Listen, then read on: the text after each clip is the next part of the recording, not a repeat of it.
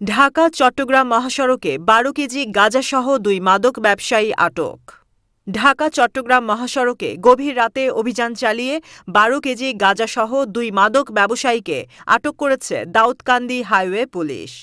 সোমবার গভীর রাতে দাউদকান্দি হাইওয়ে থানার উপপরিদর্শক এসআই ফারুক ইসলাম সঙ্গীয় ফোর্স নিয়ে মহাসড়কে ডিউটিতে থাকাবস্থায় সন্দেহজনকভাবে দ্রুত গতির একটি ট্রাক, যার নাম্বার মাগুরা ট ১১-০০৩৯, এই গাড়িটিকে সংকেত দেয় দাউদকান্দি হাইওয়ে পুলিশ।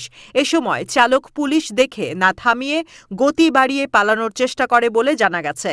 পরে পুলিশ তাদের ধাওয়া করে দাউদকান্দি বিশ্ব রোড নামক স্থানে এসে আটক করে।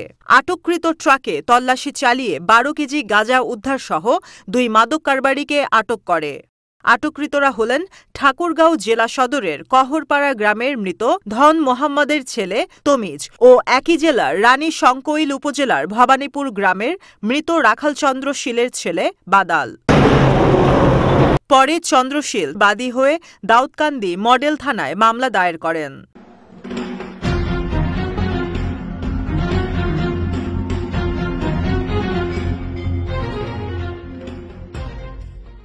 আনিসুর রহমান খান, কুমিল্লা ক্রাইম বার্তা।